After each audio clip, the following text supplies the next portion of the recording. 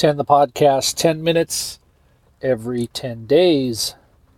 My name is John Wilkerson, and I'm just sitting in my van right now, getting ready to run some errands.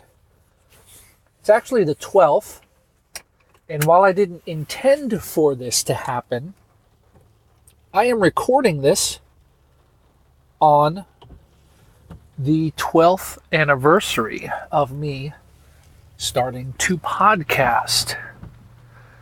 So this was the day that I released my first podcast, which at the time my podcast was titled Homeschool Tech.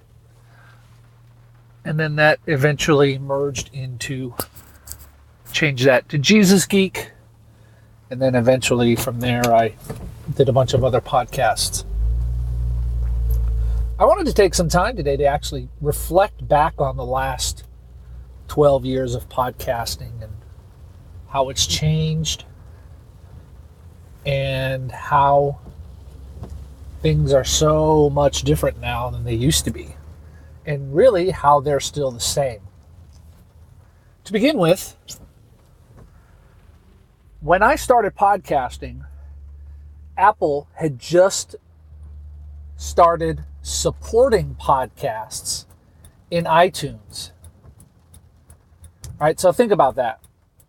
Apple had just started supporting podcasting. And many people were, at the time, they were downloading their podcasts from tools like iPodder and putting them on things like their Sansa or their Rio MP3 players. And suddenly, with the advent of Apple supporting podcasting, things started to blow up. They created their directory, and it soon became the largest directory of podcasts. And the way their standard in the RSS feed soon became the de facto standard of what you needed to have in your podcast feed. And there were two very vocal camps when this happened. And the first camp was saying that this is great. We need a large company like Apple to support podcasting. And then there were other folks who said, no, it's free, it's open source, don't do these, we don't want Apple involved in podcasting. And this kind of has been a double-edged sword, hasn't it? Because in one way, it's great that Apple popularized and is continuing to popularize podcasting.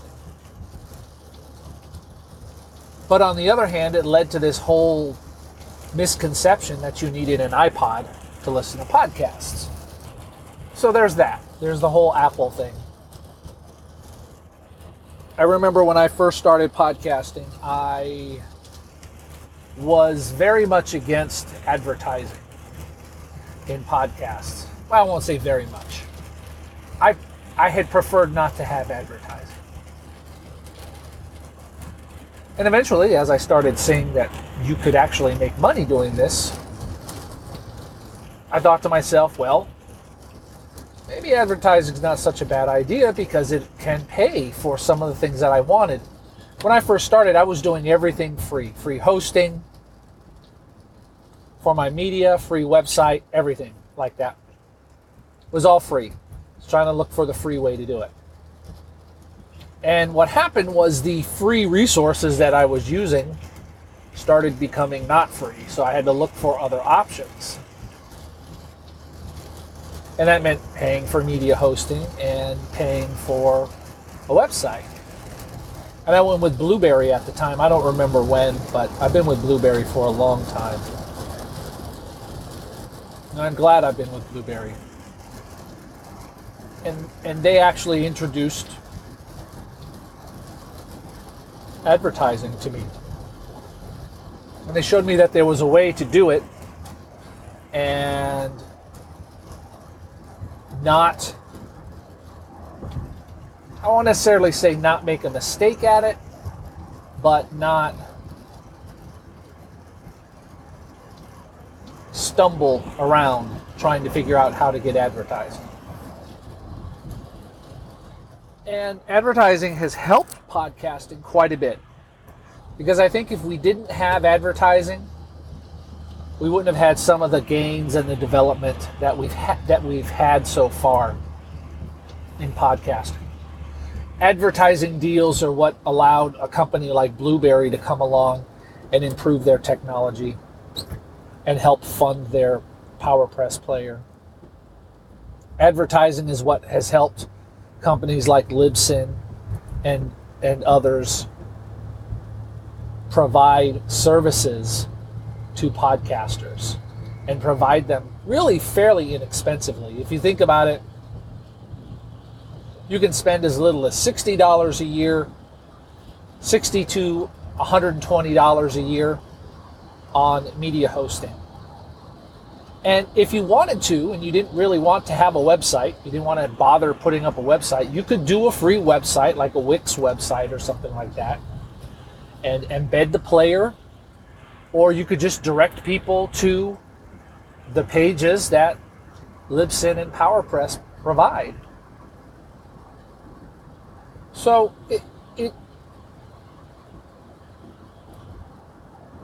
it's not exactly a bad thing, right? We've got Podbean out there as well, Podango, a number of other sources that have freemium type situations where you can host for free for a certain amount of time. And if you want to, that's all you really need to pay for. Not the best situation, but you could do it that way.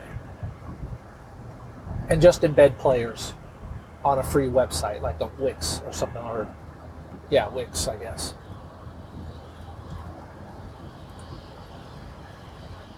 So a lot of good options there. And for a while, there were a lot of free options, and I imagine there's still quite a few, but I don't really bother keeping track with them as much anymore. And we've seen a lot of companies go out of business. We've seen the way people podcast change. There's always been the semi-pro / professional podcaster out there who buys expensive equipment. But for the hobbyist who wants to also put out a good quality podcast, the equipment has gotten so much more inexpensive. I mean, when you're looking at paying anywhere between $50 and $70 for a good quality microphone, $50 to $70 would have gotten you a good headset microphone when I started podcasting. It wouldn't have gotten you an ATR 2100. So a lot has changed. A lot has changed in my life. When I started podcasting in 2005, I only had 5 kids. That's crazy to think about, that since then I've had 2 kids grow up. It's real crazy. And 2 of them have graduated from high school, and 1 got married this summer. So, yeah, holy smokes. So a lot of things have happened with regard to podcasting over the years. Lots of things have changed, and it's really amazing to consider how the technology has changed. I think there is this, I don't know how to say this necessarily. So if you've been around YouTube much, there are people who will say that you are not a YouTuber unless you're making money from it. Like, that's what you do as an income. You're not a YouTuber. And I feel, and they're kind of this elite group of creators, if you will, on YouTube.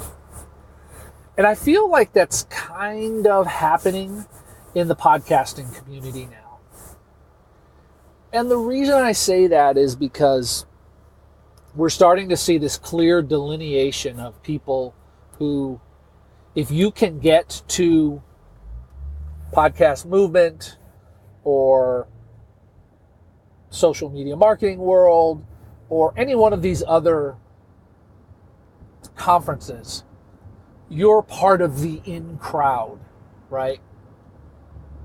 So if you can afford to travel, then you're part of the in crowd. Now, for someone who lives on the East Coast, particularly in the Northeast, that is not easy to do. And at times I feel almost, and I don't feel like it's the podcasters that are doing it. Maybe some of them are. But sometimes I feel like a lower class podcaster, right? Because I don't make it to these conferences and I'm not part of this inner circle of podcasters who make it to all these conferences. Even though I've probably been podcasting as long as or longer than 90% of the people who make it to those conferences. It's just that my financial situation doesn't allow me to get to any of these conferences. It never has. I've always had a family and I could spend that kind of money because travel is expensive from the Northeast. And then when you add on hotel costs and food and things like that, it's even tougher. Especially for a hobby. I don't know that I've ever traveled a long way for a hobby and spent a lot of money.